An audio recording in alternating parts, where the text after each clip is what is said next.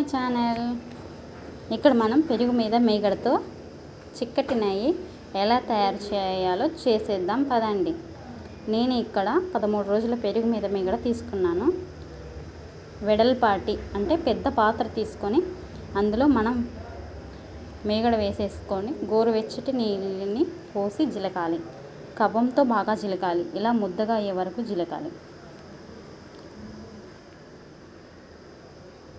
నేను ఇక్కడ 13 రోజులు మీగడని తీసుకున్నాను ఫ్రెండ్స్.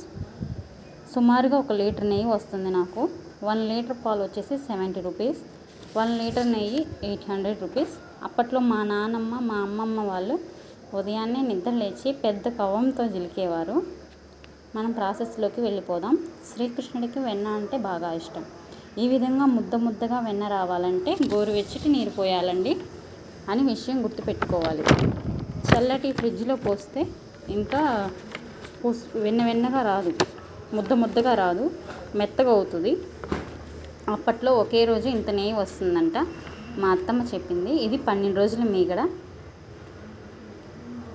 గ్యాస్ మీద అయితే వెన్న కరగాలి అని అంటే చాలా టైం పడుతుంది.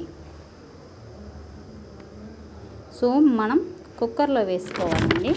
కుక్కర్లో వేసుకుంటే టైం తొందరగా అవుతుంది. నెయ్యి కూడా బాగా ప్యూర్ వాసన వస్తుందండి. చూడండి, ముద్దలు చూస్తుంటే మనకి తినేయాలనిపిస్తుంది. ఇది వచ్చేసి నిన్నటి వీడియో అండి. ఇది 12 రోజులు మీగడ. ఇలా బాగా జిలకాలి. కవ్వంకి దానికి సెపరేట్ అవ్వాలి. నీట్గా 3 to 4 టైమ్స్ వాష్ చేసుకోవాలి. 3 to 4 టైమ్స్ వాష్ చేసుకొని ఇలా రైస్ కుక్కర్లో వేసుకోవాలండి.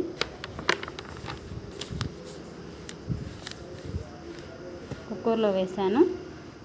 మూత పెట్టాలి. ఇది 10 మినిట్స్ తర్వాత 25 మినిట్స్ పట్టిందని నాకు నెయ్యి రావాలంటే.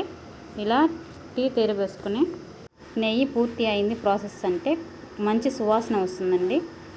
టీ వడకట్టే దాంట్లో వడకట్టితే నెయ్యి పిట్టు నెయ్యి సెపరేట్ అవుతుంది.